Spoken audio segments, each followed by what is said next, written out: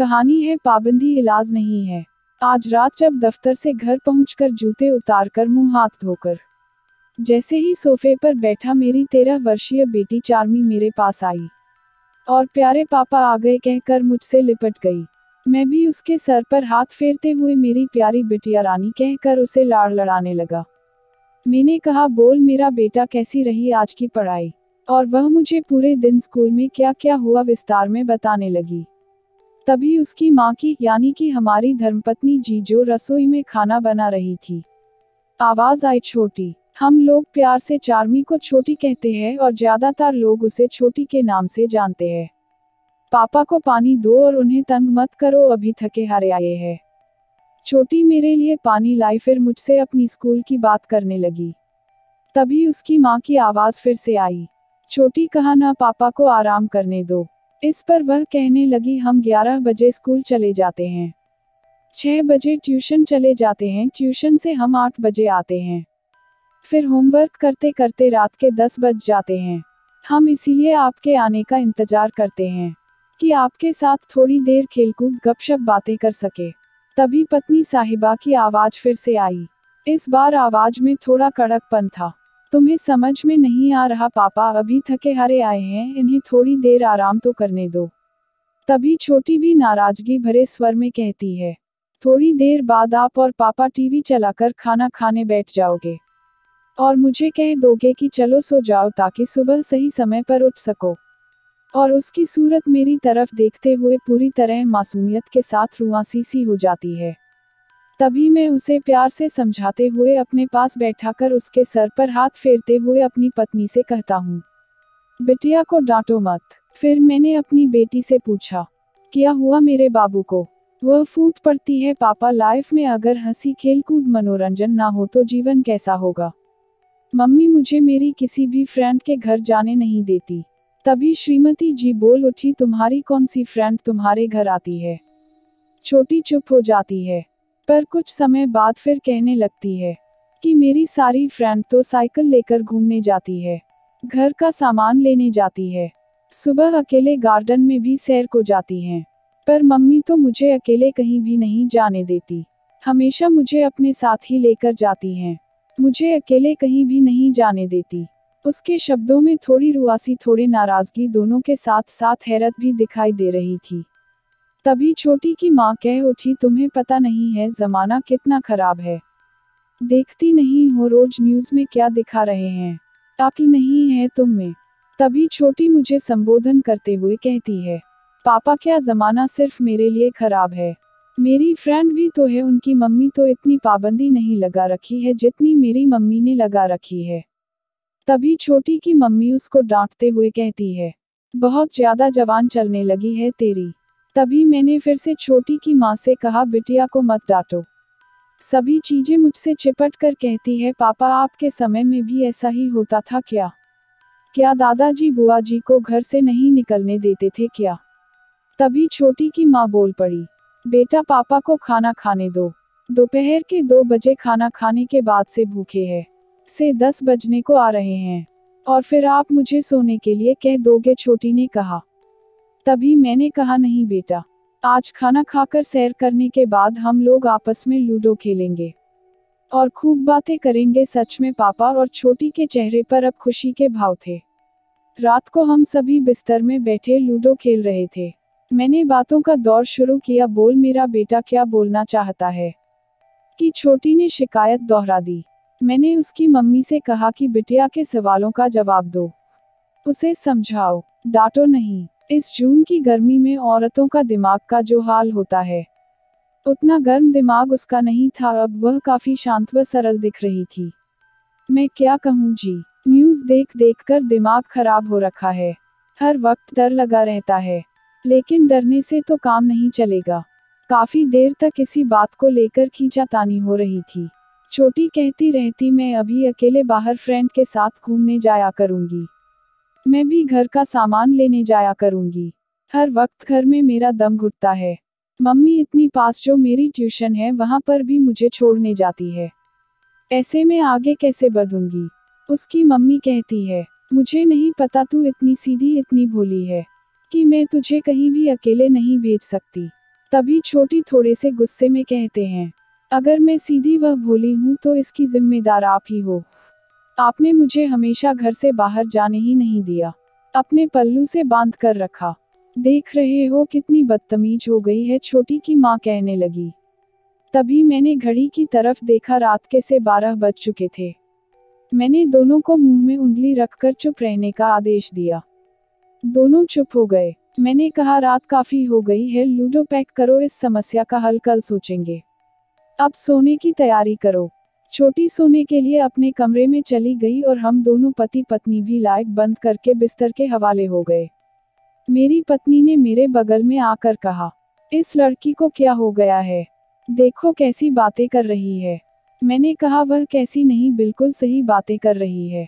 और अगर हमने इस समस्या का हल नहीं सोचा तो आगे जाकर इसका असर इसकी मानसिकता को, पढ़ाई को, इसकी सोच को प्रभावित कर सकता है। हमें इस समस्या का जल्दी हल निकालना होगा, वरना इसके परिणाम बुरे भी हो सकते हैं। मेरी पत्नी वहां अब शांत व चिंतित थी। बोली, क्या करें जी, जमाना देखो कितना खराब हो गया। हर रोज न्यूज़पेपर हो या न्यूज़ चैनल, एक ही खबर दिल दहल जाती है। मुझे याद आता है अपना बचपन। मेरी दीदी का स्कूल हमारे घर से काफी दूर था, पर कभी मम्मी पापा ने कुछ नहीं कहा। कोई छोड़ने नहीं जाए, ना कोई डर ना कोई भय। कभी एहसास ही नहीं हुआ कि घर में कोई ऐसा भी है जिसकी देखभाल तिजोरी में रखे धन से भी ज्यादा संभाल के करनी होगी। 21 साल की लड़की को 21 महीने के लिए किसी पड़ोसी के यहाँ छोड़कर जाने से नहीं डरते थे, पर अब तो 21 दिन की बच्ची को 21 मिनट के लिए भी कहीं नहीं छोड़ सकते। सारे रिश्ते गंदे हो गए।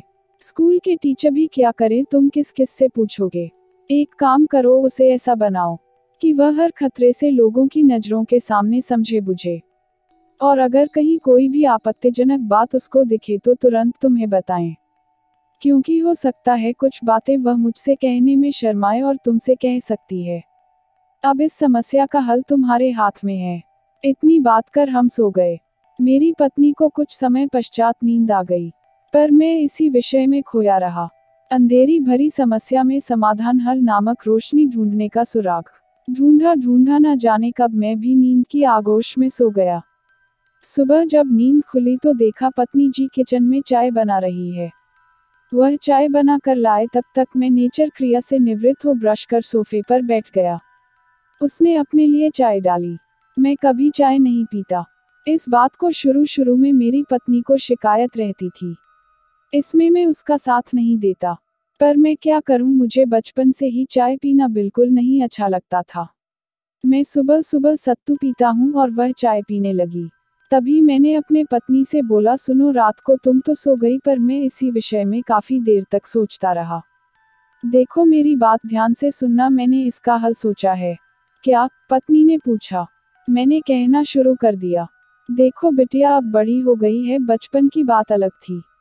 अब उसकी सोच, उसके रहन सहन, उसकी महत्वाकांक्षा में बड़ी तेजी से परिवर्तन हो रहा है। फिर तुम इस बात को नहीं समझ पा रही हो कि आज जमाना बहुत तेजी से आगे बढ़ रहा है। जमाना कभी भी हमारे हिसाब से नहीं चलता, सदैव हमें जमाने के साथ चलना पड़ता है। मेरी पत्नी मुझसे कुछ कहना चाह रही थी कि मैंने उसे बीच में रोक दिया और कहा कि वह पहले मेरी बात सुनो, तुम बाद में कहना। उसने सहमति से सिर हिला दिया। मैंने आगे कहना शुरू किया। हमारे वक्त में और आज के वक्त में बहुत बड़ा फर्क है। आज टीवी चैनल्स और फेसबुक तथा व्हाट्सएप ने पूरी दुनिया को बदल के रख दी है।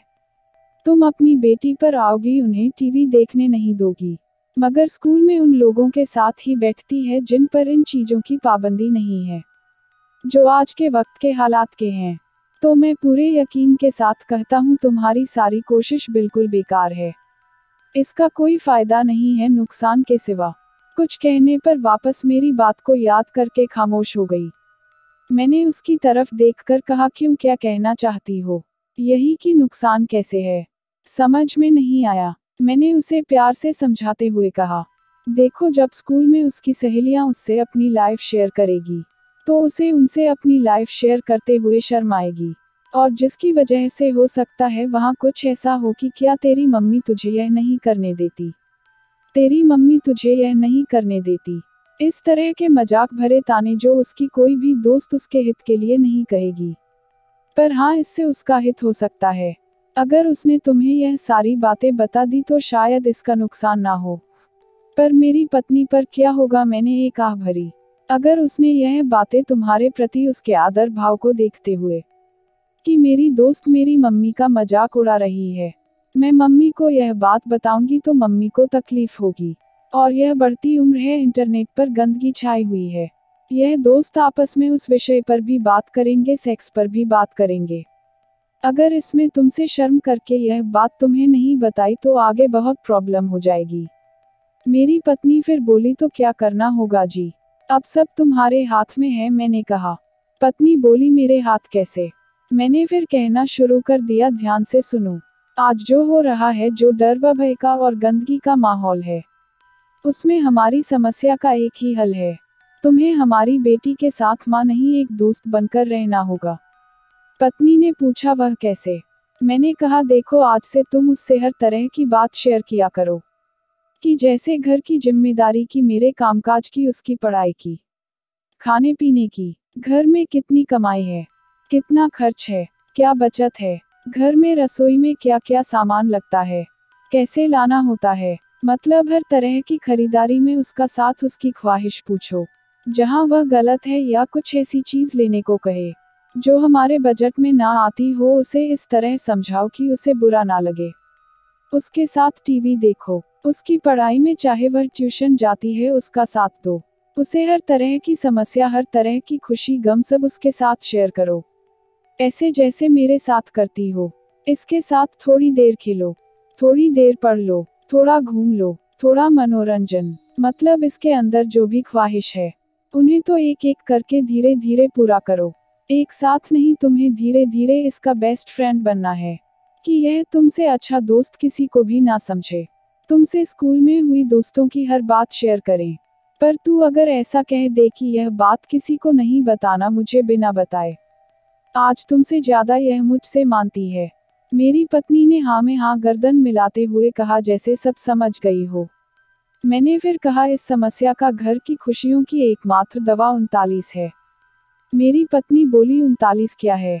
मैंने हंसते हुए कहा, तुम्हारी उम्र है भाई। और कमरे में जोर की हंसी मिल गई। यकीन मानिए, 6 महीने बाद घर का जो माहौल था, वह सबसे ज्यादा मेरी बेटी के चेहरे पर दिखता था। मेरी पत्नी बोली, यार, यह तो बहुत बार होता है कि दवा लेने से मरीज ठीक हो जाते हैं, पर पहली बार देखा मरीज दवा लिए बिना ठीक हो गई। मैंने कहा, मैं समझा नहीं। मेरी पत्नी बोली, यार, एक तरफ तो छोटी की हर प्रॉब्लम सॉल्व हो गई, दूसरी तरफ उसके साथ लेने से मेरे काम में भी उसका सहयोग मिल रहा है।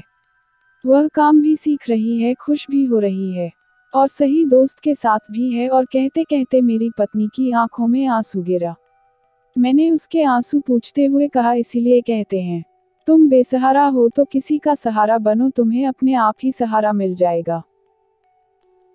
अगर आपको कहानी पसंद आए तो लाइक और शेयर कीजिए और चैनल को सब्सक्राइब करना मत भूलिए।